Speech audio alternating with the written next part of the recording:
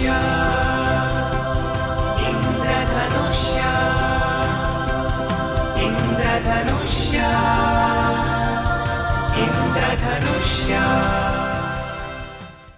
नमस्कार श्रोते हो, आजच्या कार्यक्रमात मी जान्हवी भागवत आपलं मनपूर्वक स्वागत करते. श्रोते हो, हिमोफिलिया, थॅलेसेमिया आणि सिकल सेल हे अनुवांशिक गंभीर आजार आहेत. याविषयी सर्वांना माहिती व्हावी आणि योग्य ती काळजी घेता यावी म्हणून दिनांक 1 मे ते 8 मे हा थॅलेसेमिया मुक्त महाराष्ट्र जनजागृती सप्ताह साजरा केला जातो. हे आजार नेमके काय आहेत, त्यांची तपासणी, उपचार पद्धती आणि शासकीय रुग्णालयाचं यातलं योगदान याविषयी आज आपण जाणून घेणार आहोत. त्यासाठी डॉक्टर उत्तमराव कांबळे, वैद्यकीय अधिकारी, जिल्हा शासकीय रुग्णालय रत्नागिरी यांना आज आम्ही स्टुडिओमध्ये आमंत्रित केलंय. नमस्कार सर, आजच्या कार्यक्रमामध्ये आपलं मनपूर्वक स्वागत. नमस्कार. सर, सुरुवातीला मी आपल्याला अशी विनंती करेन की आपण आपला परिचय आमच्या श्रोत्यांना करून द्यावा. नमस्कार, मी डॉक्टर उत्तमराव कांबळे, जिल्हा शासकीय रुग्णालय रत्नागिरी येथे वैद्यकीय अधिकारी या पदावरती कार्यरत आहे. माझ्याकडं डायलिसिस, NCD म्हणजे असंसर्गजन्य रोग आजार, हिमोफिलिया, थॅलेसेमिया आणि सिकल सेल ॲनिमिया ह्या सर्व कार्यक्रमाची जबाबदारी माझ्यावरती आहे. म्हणजे या आजारांसाठी तुम्ही या इथलं काम आजारासाठी बघता. मी काम करतो. 1 मे ते 8 मे हा थॅलेसेमिया मुक्त महाराष्ट्र जनजागरण सप्ताह आपण साजरा करतोय. त्याचं कारण काय? शासनानं 1 मे ते 8 मे थॅलेसेमिया मुक्त महाराष्ट्र हा सप्ताह साजरा करण्याच्या पाठीमागचा उद्देश असा आहे की थॅलेसेमियानं आपल्या महाराष्ट्रामध्ये बरेच लहान मुलं ग्रस्त आहेत आणि हे आजार अनुवंशिक असल्यामुळं तो लोकांच्यामध्ये होऊ नये या संदर्भात काळजी घ्यावी आणि तो झाला तर काय करावं हे लोकांना समजावं किंवा त्यात पॅनिक होऊन किंवा कुठल्या प्रकारचं टेन्शन न घेता त्याला धैर्यानं तोंड द्यावं ह्यासाठी हा सप्ताह साजरा करतात. या आजाराचं गांभीर्य काय आहे? अनुवंशिक असल्यामुळे ह्याचं गांभीर्य भरपूर आहे आणि हा उपजतच होत असतो. जरा म्हणजे आईवडिलांच्याकडून मुलामध्ये येणारा हा आजार आहे आणि हा आजार जर मुलामध्ये झाला तर लहान वयापासून त्यांना वारंवार रक्त चढवून लागणे, हिमोफिलिया असला तर फॅक्टरची कमतरता झाल्यानंतर शरीरामध्ये मेंदू किंवा जे सांधे आहेत त्याच्यामध्ये रक्तस्राव होत असतो, त्यामुळे त्यांच्या वेदना वगैरे होतात. तो त्यांना फॅक्टर वरचेवर घ्यावा लागत असते आणि फॅक्टर हे जास्त खर्चिक आहेत. एका फॅक्टरची किंमत ₹1,00,000-1,50,000 रुपये असते. हे फॅक्टर आपल्याला प्रत्येक मुलामध्ये 3 आठवड्यानं असं घ्यावं लागतं. सिकल सेल ॲनिमियामध्ये सुद्धा तसंच आहे. त्याच्यामध्ये सुद्धा वारंवार रक्त चढवावं लागतं. रक्तातल्या पेशी कमी झालेल्या असतात, मुलांची बौद्धिक क्षमता कमी होत असते, शारीरिक त्यांची कमजोरी झालेली असते, शाळेमध्ये त्यांच्या मनामध्ये न्यूनगंड निर्माण झाला असते आणि त्यामुळे हे मुलं पाठीमागं राहण्याची शक्यता जास्त असते. त्यामुळे हा आजार तसे गंभीरच आहेत.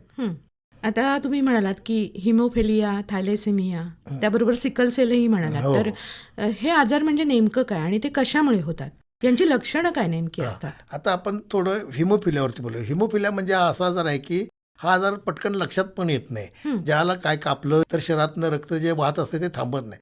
नॉर्मल माणसामध्ये कसं की थोडं कापलं की 1 मिनिटात 2 मिनिटामध्ये रक्त थांबतं, पण ह्या लोकांच्या मध्ये रक्तस्राव झाला तो थांबत नाही. त्याच्या पाठीमागं कारण काय तर त्यांच्यातले फॅक्टर कमी असतात. फॅक्टर 8, फॅक्टर 9 आणि फॅक्टर 13 कमतरता असल्यामुळे शरीरामध्ये हा रक्तस्राव होण्याची जास्त शक्यता असते आणि हा आजार अनुवंशिक आहे. म्हणजे आईवडिलांमध्ये जर असेल म्हणजे वडील किंवा आई दोघांपैकी कुणाला तर एक आजार असू शकतो. शक्यता वडिलाला जर आजार असला तर मुलामध्ये होतो, आईला आजार असला तर मुलामध्ये येतो, पण ते कसं की तिच्या येणाऱ्या पिढीमध्ये नाही तर त्याच्या पुढच्या पिढीमध्ये उत्पन्न होत असतो. म्हणजे ते त्यासाठी आपल्याला रक्ताच्या तपासणी कराव्या लागतात. दुसरं थॅलेसेमिया पण हा असाच प्रकारचा एक आजार आहे. त्याच्यामध्ये पण काय असतं की HB नॉर्मल जो HB असतो तो नॉर्मल नसतो, म्हणजे रक्त कमी होत असतं तयार आणि प्रत्येक 8-15 दिवसानंतर HBची किंवा रक्ताची पातळी कमी झालेली असते. ती किती असते साधारणपणे? साधारण आपले मुलामध्ये कमीत कमी 10 ते 12च्या दरम्यान HB असावा लागतो, पण ह्या थॅलेसेमियाच्या पेशंटमध्ये कमीत कमी 7, 8, 6 किंवा 5 पण इतका खाली येऊ शकतो आणि यासाठी आपल्याला वारंवार त्यांना ब्लड ट्रान्सफ्युजन करावं लागतं, ब्लड द्यावं लागतं. आणि हा पण आजार अनुवंशिक आईवडिलांच्यापासूनच असते. आई किंवा वडील दोघांपैकी कोणतरी एक कॅरियर असतं, म्हणजे ते वाहक असतात. ते वाहक असतात ते त्यांच्या मुलामध्ये येतं. मग हे होऊ नये म्हणून आपण त्याच्यासाठी पण उपाय करू शकतो. आणि सिकल सेल ॲनिमियामध्ये कसं की ज्या रेड पेशी, लाल पेशी असतात त्या गोल आकृती असतात, पण सिकल सेल अॅनिमियामध्ये काय असतं की चंद्राकृतीचे ते एचबी निर्माण झालेले असतात. म्हणजे तिचं स्वरूप बदललेलं स्वरूप असतं बदललेलं पेशीचं. असतं, पेशीचं स्वरूप बदलतं, त्यामुळे तो आजार निर्माण होतो. आणि त्यांच्यामध्ये पण रक्त कमी होत असते, त्यांना पण महिन्याला 2 महिन्याला असं रक्त चढवावं लागतं. हं. आणि ह्यांची बौद्धिक आणि शारीरिक कमकुवतपणा जास्त येत असतो लहान मुलामध्ये. हे म्हणजे स्वरूप बघितलं हं. की कशा प्रकारे हा आजार होऊ शकतो. पण हा आजार कशामुळे होतो याविषयी थोडंसं सांगा. आजार म्हणजे ज्याला आई किंवा वडील दोघांपैकी कोणतरी एक त्यामध्ये जीनचं त्यांच्या ह्याच्यात की हिमोफिलिया फॅक्टर कमी असणारं किंवा थॅलेसेमिया फॅक्टर असणारं किंवा सिकल सेल ॲनिमियाचा फॅक्टर असणारं, म्हणजे त्यांच्या गुणसूत्रामध्ये हे दोष निर्माण झालेला असते आणि तो दोष मुलामध्ये होतो. आता आई किंवा वडील दोघांपैकी एक असला तर त्याच्यात पण प्रमाण आहे. समजा आईच नुसती वाहक असेल तर मुलामध्ये होण्याची शक्यता 60% असते आणि जर दोघं जर असले तर होण्याची शक्यता 99% असते. म्हणजे आई आणि वडील दोन्ही वाहक असतील तर त्या हं. आजाराच्या संदर्भात. मग ते होऊ नये म्हणून त्याला आपण त्याच्यासाठी काळजी घेऊ शकतो.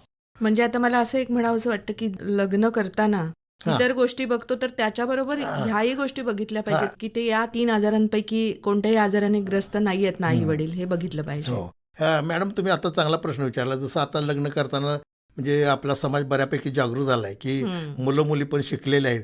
ते आता लग्नापूर्वी काय काय रक्ताच्या तपासणी करतात. म्हणजे उदाहरणार्थ कसं HIV पॉझिटिव्ह आहे का? बरोबर. HbSC पॉझिटिव्ह म्हणजे जो कावीळचा प्रकार आहे तो आहे का?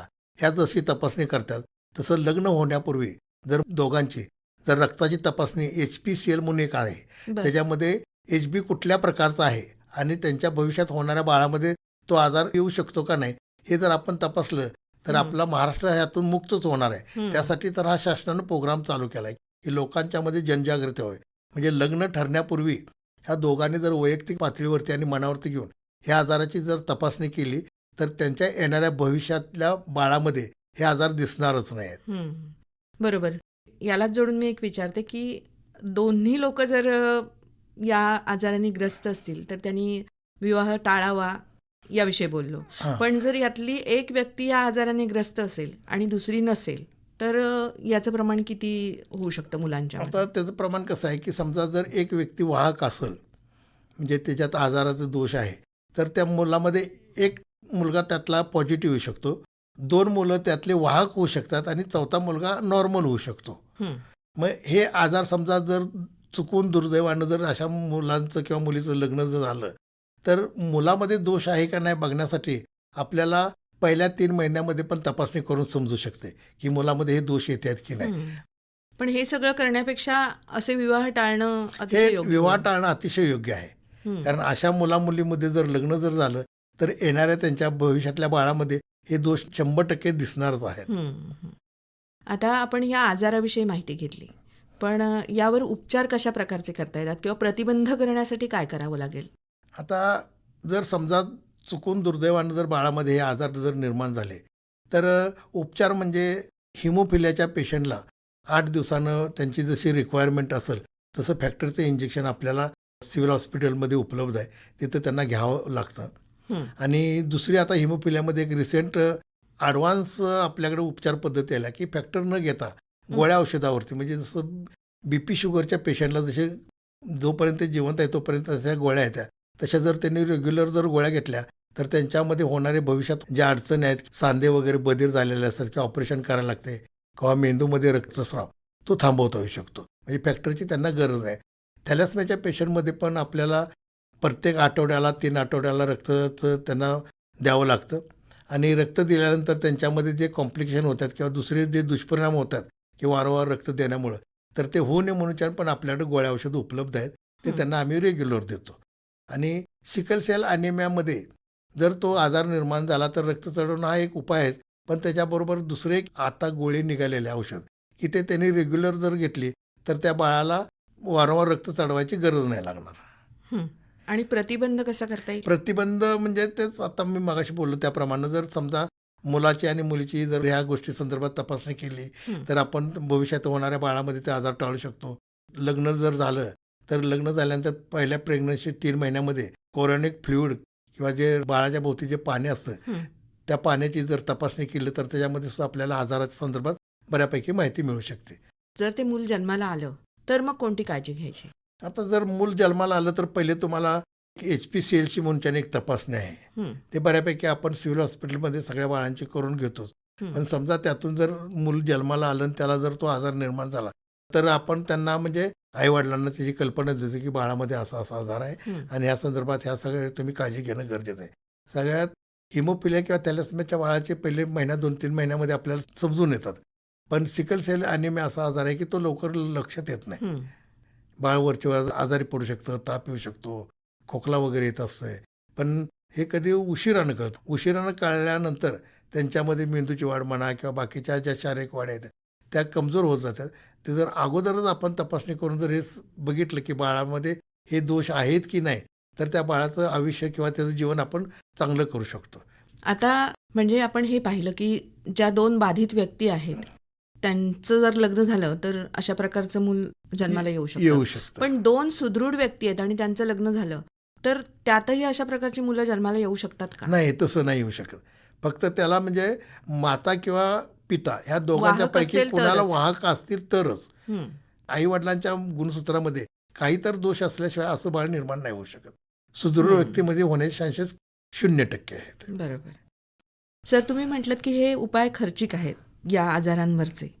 तर त्यासाठी आपल्याकडे शासनाकडून काही मदत मिळते का?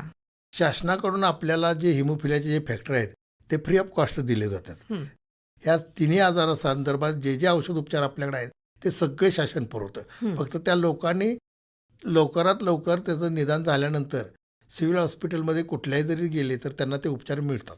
उपचारांबाबत दिरंगाई करताना नाही, हिमोफिलियाच्या पेशंटसाठी किंवा थॅलेसेमियाच्या पेशंटसाठी आणि सिकल सेल ॲनिमियासाठी पाठीमागच्या एक 15 दिवसापासून आपल्याकडे डे केअर सेंटर चालू केलेलं आहे. बर त्या डे केअर सेंटरमध्ये रात्रंदिवस तिथं स्टाफ असतात. डॉक्टर रात्रीचं कॅज्युअल्टीमध्ये असतात, ते बघतातच. आणि हिमोफिलियाच्या पेशंटला तर कुठल्याही प्रकारची दिरंगाई केली जात नाही. बर त्याच्यामध्ये तो पेशंट आल्यानंतर विदिन 5 ते 10 मिनिटांमध्ये त्याला उपचार मिळतात. हं. म्हणजे आपल्या शासकीय रुग्णालयात हं. यासाठी खूप चांगल्या सुविधा उपलब्ध चांगल्या करून सुविधा दिलेल्या आहेत, आहेत. चांगल्या सुविधा आहेत. आणखीन कोणत्या प्रकारच्या सुविधा तिथे मिळतात? आणखीन म्हणजे आपल्यात आता थॅलेसेमियाच्या पेशंटला ब्लड ट्रान्सफ्युजन देतो आपण. त्याप्रमाणे त्यांना गोळ्या औषध देतो. गरज वाटली तर त्यांची आपण रक्ताची तपासणी 3 महिन्यातून करतो. हं. हिमोफिलियाच्या पेशंटला सुद्धा आपल्याकडं जर गरज लागली तर ऑपरेशन करण्याची पण सोय आहे. ते हं. आपण मोफतच करतो. समजा इथं जर नाही झाले तर कोल्हापूरला डॉक्टर वरुण बापना म्हणून आहेत. ते आपले हेमॅटॉलॉजिस्ट आपल्याला गव्हर्नमेंटला अटॅच असल्यामुळं आपले पेशंट बऱ्यापैकी त्यांच्याकडे रेफर होतात. हं. मग त्याप्रमाणे ते समजा एखाद्या हिमोफिलियाच्या पेशंटमध्ये गुडघ्यामध्ये जास्त रक्तस्राव झालेला असेल आणि तो गुडघा सुजलेला असेल तर ते ऑपरेशन करून त्याने व्यवस्थित करतात. आपल्या इथं सिकल सेलचं एकच फक्त पेशंट आहे. हं. बाकी हिमोफिलियाचे आणि थॅलेसेमियाचे बरेच पेशंट आहेत. हिमोफिलियाचे 57 पेशंट आहेत आपल्या जिल्ह्यामध्ये. थॅलेसेमियाचे 13 ते 15 पेशंट आहेत आणि सिकल सेलचा एक आहे. हं. मग यांचं नियमित तुम्ही फॉलोअप घेता का? हा, या नेहमी लोकांचं? नियमित फॉलोअपच असतो. आम्ही त्यांच्याशी कॉन्टॅक्टमध्ये असतो. आणि दुसरं समजा जर हिमोफिलियाचा पेशंट दुसऱ्या जिल्ह्यातला जरी आला तर आपल्या इथं रजिस्टर नाही म्हणून आपण त्याला उपचार द्यायचं टाळत नाही. त्याला सुद्धा आपल्या इथं उपचार मिळतात. बरोबर. आपल्या इथं हिमोफिलियाचा एक मुलगा आहे शिंदे म्हणून. हं. त्याचे वडील विजय शिंदे आपले हिमोफिलिया सोसायटी रत्नागिरी जिल्हा ह्याचे अध्यक्ष आहेत. मी रत्नागिरी सिव्हिल हॉस्पिटल येऊन 6 वर्ष झालं. ह्याच्या अगोदर ते प्राथमिक आरोग्य केंद्रामध्ये होतो. पण 6 वर्षापासून त्यांना मी उपचारावरती आहे हं. आणि ते आमच्या कॉन्टॅक्टमध्ये असतात. गरज पडली रात्री अपरात्री वगैरे ते येतात फॅक्टरसाठी हं. आणि ते आम्हाला त्यांचं पण बऱ्यापैकी सहकार्य आहे. करतात ते म्हणजे. आणि तसंच आमच्या सिव्हिल हॉस्पिटलचे CS सर, शासकीय वैद्यकीय महाविद्यालयाचे डीन सर ह्याचं पण आम्हाला सहकार्य असतं.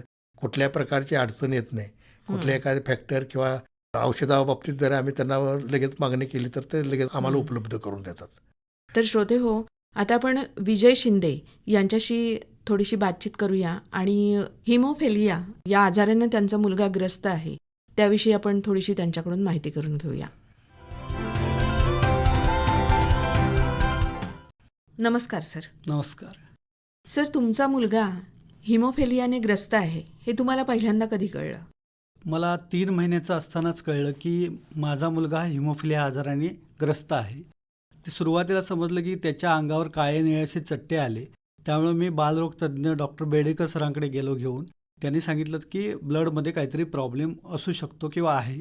मग मी मुंबईला घेऊन गेलो त्याला. मुंबईमध्ये त्याची ट्रीटमेंट केली. तिथल्या डॉक्टरांनी ब्लड टेस्ट केलं आणि त्यांनी सांगितलं की ह्याला हिमोफिलिया आहे. पण हिमोफिलिया काय आहे हे आम्हाला माहीत नव्हतं. हं. नंतर मग मला समजलं की हिमोफिलिया म्हणजे रक्ताचा आजार आहे आणि त्याच्यामध्ये रक्त गोठत नाही. वारंवार त्याला जर कुठे इजा झाली तर रक्त थांबत नाही आणि वारंवार जर कुठे लागलं तर खूप मोठे इंटरनल ब्लीड होतं. मेंदूमध्ये रक्तस्राव झाल्यास पेशंट दगावतो, असा हा आजार आहे. अतिशय गंभीर असा हा आजार आहे. गंभीर असा हा आजार आहे. मग आता तुमचा मुलगा किती वर्षांचा आहे? आता माझा मुलगा 17 वर्षाचा आहे. तुमचा मुलगा 3 महिन्याचा असताना तुम्हाला समजलं की त्याला हिमोफिलिया झालाय हो. म्हणून. तर 3 महिने ते 17 वर्ष हा प्रवास कसा काय होता? 3 महिने म्हणजे सुरुवातीला आमच्या रत्नागिरीमध्ये कुठचाही हिमोफिलियासाठी उपचार नव्हते. आम्ही इथून त्याला घेऊन कोल्हापूरला जायचो. ज्यावेळेला त्याच्या कधी पण डोपर सुजेल किंवा अजून काय अन्य होईल, दुखलं तर कोल्हापूरशिवाय पर्याय नव्हता आम्हाला. बरोबर. तिथे फॅक्टर दिलं जाईल. फॅक्टर म्हणजे जे हिमोफिलियासाठी जे इंजेक्शन वापरतात त्याला फॅक्टर्स म्हणतात. ह्या पेशंटमध्ये फॅक्टर 8 आणि 9 अशी 2 फॅक्टर्स असतात. ते माझ्या मुलाला फॅक्टर 8 लागायचं आणि त्याची कॉस्ट पण खूप जास्त होती, जी आम्हाला परवडणारी नव्हती. तरीसुद्धा आम्ही त्याला कोल्हापूरला घेऊन जायचो आणि कोल्हापूरला त्याची ट्रीटमेंट करून घेऊन येतो. मग आता 3 महिन्याचं असताना तुम्ही इथे पहिल्यांदा रुग्णालयामध्ये त्याला नेलात. हो. तर 3 महिने ते 17 वर्ष या मधल्या काळात जिल्हा शासकीय रुग्णालयात तुम्हाला कशी काय मदत मिळाली किंवा उपचार पद्धतीत काय काय तुम्हाला बदल मिळाले इथे? हां, बरोबर. कारण माझा मुलगा जवळजवळ 7 ते 8 वर्षाचा असताना जिल्हा रुग्णालयामध्ये त्याच्यासाठी इंजेक्शन उपलब्ध झाले. याच्या आधी काहीच नव्हती. नंतर आम्हाला एक नवीन इंजेक्शनं आली. पहिल्यांदा आधी प्लाझ्माचं एक इंजेक्शन आलं. ते फक्त 24 तास चालायचं.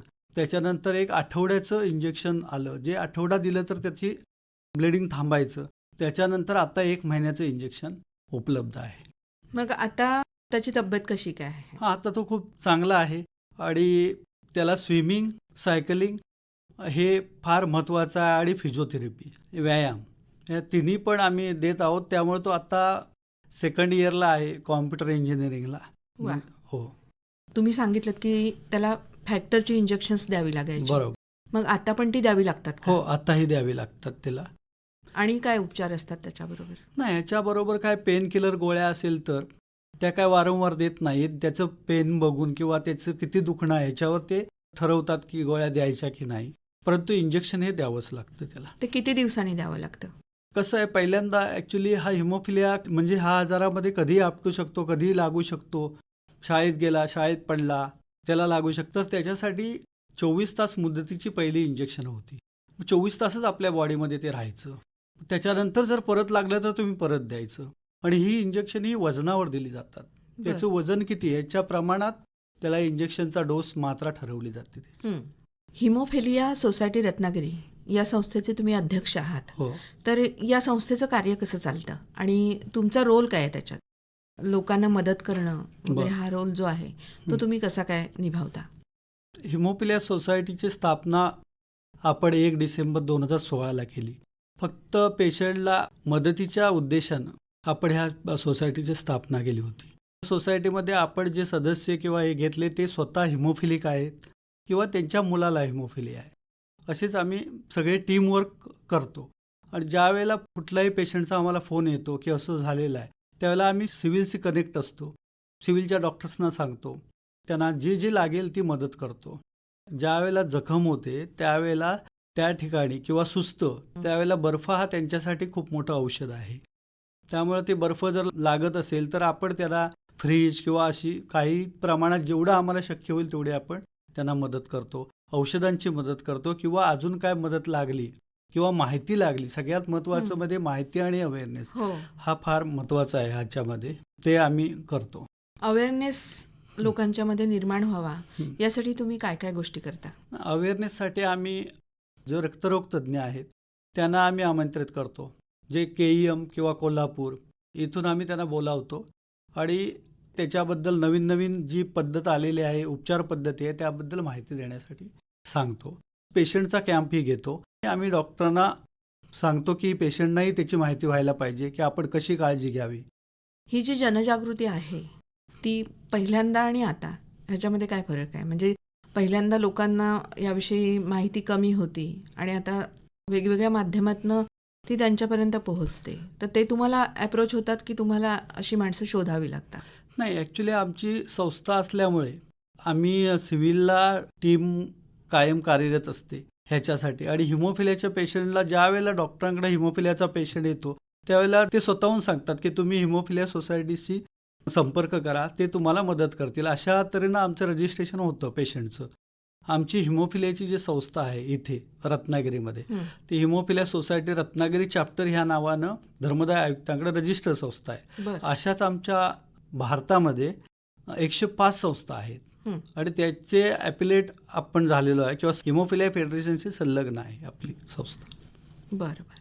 हिमोफिलियाग्रस्त मुलांना वाढवणं हे तसं जोखमीचं काम आहे आणि गेली 17 वर्ष तुम्ही तुमच्या मुलाला चांगल्या पद्धतीने वाढवलेत. आता तो सध्या कॉम्प्युटर इंजिनिअरिंगही करतोय. बरं. या मुलांना जपणं खूप महत्त्वाचं असतं. ते तर तुम्ही करताच आहात. त्याचबरोबर इतरही पेशंट्सना तुम्ही माहिती देताय, त्यांना मदत करताय. ही खूप मोलाची गोष्ट आहे. आणि आज तुम्ही इथं आलात आणि आमच्याशी संवाद साधलात त्याबद्दल आकाशवाणी परिवारातर्फे मी आपले आभार मानते. धन्यवाद. धन्यवाद. सर, 1 मे ते 8 मे हा जो आपण थॅलेसेमिया मुक्त महाराष्ट्र जनजागरण सप्ताह साजरा करतोय, तर याच्यामध्ये जिल्हा शासकीय रुग्णालयाची भूमिका काय आहे ती जरा आम्हाला सांगावी. जिल्हा शासकीय रुग्णालयाची भूमिका म्हणजे काय की आम्ही हा सप्ताह सर्व ठिकाणी साजरा करतोय. आता जिल्हा आरोग्य अधिकारी अटले सरांना पण आम्ही ह्याची कल्पना दिलेली आहे किंवा त्यांना आम्ही सांगणार आहोत की तुमच्या प्राथमिक आरोग्य केंद्रामध्ये आशा अंगणवाडी सेविका त्यांना ह्या आजाराची माहिती देऊन त्यांच्यामध्ये जनजागृती करावी. ह्या सप्ताहामध्ये 1 मेला आपण ह्या सप्ताहाचा शुभारंभ केला. त्यानंतर 4 तारखेला आम्ही आत्ता एक आमच्या नर्सिंग कॉलेजच्या मुले आहेत त्यांच्यामध्ये पण त्यांना लेक्चर दिलेलं आहे की बाबा हा आजार होऊ नये म्हणून आपल्या आजूबाजूला किंवा आपल्या घरच्या लोकांना पण ह्याची कल्पना द्यावी. 5 तारखेला लोकांच्यामध्ये जनजागृती व्हावी आणि ह्या आजारातील जे बाधित मुलं आहेत त्यांना वेळेवरती रक्त मिळावं ह्यासाठी 5 तारखेला आम्ही ब्लड डोनेशनचा कॅम्प आयोजित केला होता.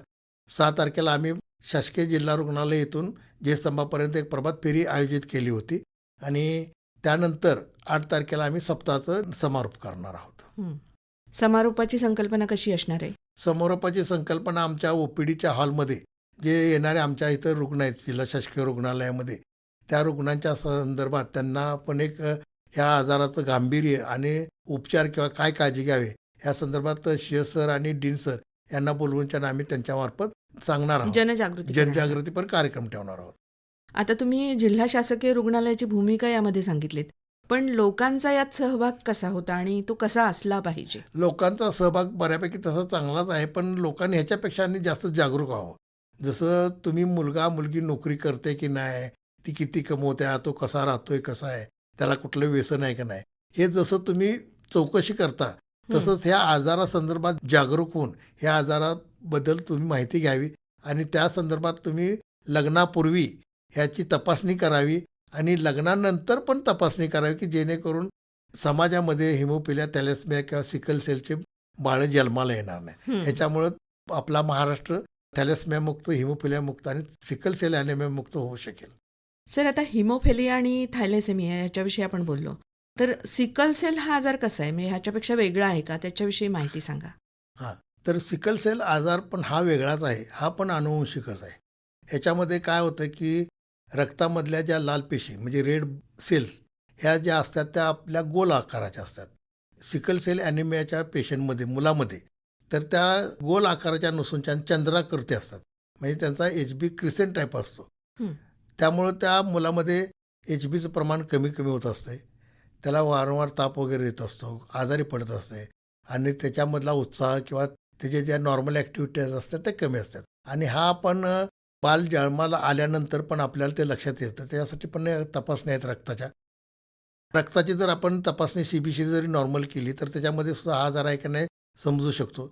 त्याच्यामध्ये लाल पेशीची जी आकृती आहे किंवा जी रचना आहे ते रचना कशा प्रकारची आहे, नॉर्मल आहे की अबनॉर्मल आहे हे आपल्याला कळून येऊ शकतं आणि त्याच्यामुळे तो बाळातला आजार आपल्याला नक्की समजू शकतो.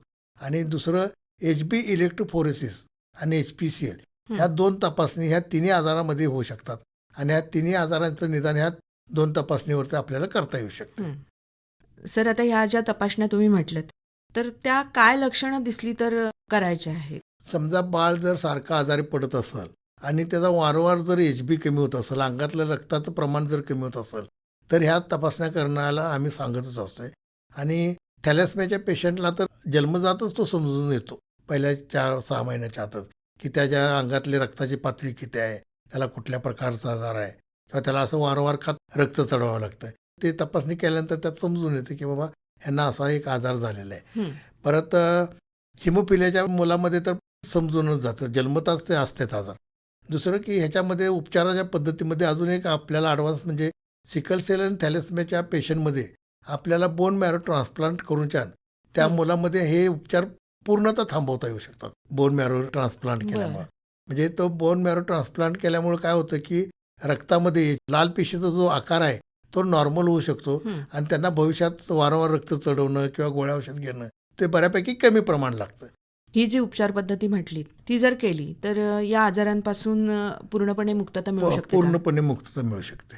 म्हणजे 99% तर पूर्ण मुक्त होतं. म्हणजे त्यांना जे वारंवार रक्त चढवावं लागणं किंवा गोळ्या औषध घेणं ह्याची गरज भासत नाही आहे. यासारख्या आणखीन कोणत्या उपचार पद्धती आहेत का की या आजारापासून पूर्णपणे मुक्तता मिळेल अशा? याच्यापासून आता एक उपचार पद्धती म्हणजे जीन्स थेरपी एक आपल्याकडे तयार होणार आहे. म्हणजे आईवडिलाकडून येणारी जीन्स आहेत त्या जीनमध्येच दोष निर्माण होऊ नये त्यासाठी आता जीन थेरपी एक आपल्याकडे म्हणजे जीनमध्ये बदल करणं. बदल करणं हा एक आता रिसेंट ॲडव्हान्समध्ये आपल्याकडे येत आहे. पण ते अजून जरा वेळ लागेल, पण तो येईल उपचार पद्धती. आणि ती उपचार पद्धती आल्यानंतर ती मला उपचार वाटतं या पद्धती आल्यानंतर या सगळ्यापासून पण सगळ्या मुक्तता मिळू गोष्टीपासून आपल्याला म्हणजे बाळाला मुक्त करता येईल. मला वाटतं महाराष्ट्र सरकारचा जो उद्देश आहे की थॅलेसेमिया मुक्त महाराष्ट्र झाला पाहिजे तो या उपचार पद्धतीनं नक्कीच साध्य होईल. हो. आता हे जे 3 आजार आपण पाहिले म्हणजे हिमोफिलिया, थॅलेसेमिया आणि सिकल सेल याचं आपल्याकडे तसं प्रमाण कमी आहे रत्नागिरी जिल्ह्यामध्ये. रत्नागिरी जिल्ह्यामध्ये सिकल सेलचं प्रमाण कमी आहे आणि सिकल सेल हा आजार बऱ्यापैकी आदिवासी लोकांमध्ये जास्त आहे. मग त्याचं प्रमाण जास्त कुठल्या जिल्ह्यात आहे? जास्त गडचिरोली, भंडारा म्हणजे आपला विदर्भ साईट आहे ना त्या बाजूला जास्त प्रमाण आहे सिकल सेल ॲनिमियाचं. कुपोषित बालकं जास्त प्रमाण आहे ना त्याच्यामुळे होतं. म्हणजे तिथे जनजागृतीचा अभाव दिसून आहे, येतो त्याच्यामुळे हा आजार तिकडे जास्त दिसून येतो. दुसरं म्हणजे काही काही लोक बाळांना हा आजार झाला हे सुद्धा बऱ्यापैकी ॲक्सेप्ट करत नाहीत.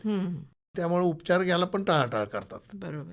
ह्या आजारासंदर्भात तर शासन फ्रीमध्ये दिव्यांग लोकांना जसं आपण सर्टिफिकेट देतो की एसटीच्या सवलतीमध्ये किंवा दुसऱ्या ठिकाणी कुठं त्यांना पटकन सुविधा उपलब्ध करण्यात यावी तसं ह्याही लोकांना आपण दिव्यांग सर्टिफिकेट देतो. त्याच्यामुळे त्याच्याबरोबर जाण्या येणाऱ्या लोकांचा एसटीचा प्रवास असो किंवा कुठल्याही असू दे त्या सगळ्या मोफत होतात. आणि शासन तर ह्या मुलांच्यासाठी कुठल्याही प्रकारचे शुल्क न आकारता सर्व उपचार मोफत केले जातात. ऑपरेशन जरी असले तरी ऑपरेशनसुद्धा मोफत होतात. ह्याच्यामध्ये बोन मॅरो ट्रान्सप्लांट पण बऱ्यापैकी फ्रीमध्ये होण्याच्या म्हणजे शासनाचा तसा प्रयत्न आहे की ह्या मुलांच्यामध्ये सुद्धा हे ऑपरेशन आपण फ्रीमध्ये करू शकू. चांगल्या सुविधा शासनानं उपलब्ध करून दिलेल्या आहेत. फक्त जनजागृती आणि लोकांना आपल्यापर्यंत अप्रोच होणं महत्वाचं आहे. आणि हा आजार झाल्यानंतर तो बाबा ठीक आहे झाला तर त्याच्यावरती आपण उपचार करू किंवा त्याला आपण व्यवस्थित काळजी त्याची घेऊ एवढं जरी इतपत केलं तर भरपूर प्रमाणात होऊन जाईल. म्हणजे गांभीर्य लोकांनी लक्षात घेतलं पाहिजे. सर आज आपण इथं आलात आणि थॅलेसेमिया या आजाराविषयी आमच्या श्रोत्यांना खूप छान माहिती दिलीत आणि शासनाची यामधली भूमिका काय आहे, उपचार पद्धती कशी असते याविषयी आमच्या श्रोत्यांना समजून सांगितलं, छान माहिती दिलीत. त्याबद्दल आकाशवाणी परिवारातर्फे आणि आमच्या श्रोत्यांतर्फे मी आपले आभार मानते. धन्यवाद. धन्यवाद मॅडम. मला इथं बोलवून लोकांच्यामध्ये जनजागृती आणि या आजारासंदर्भात माहिती देण्यासाठी संधी दिली त्याबद्दल आकाशवाणी केंद्राचे आणि तुमचे मी आभार मानतो.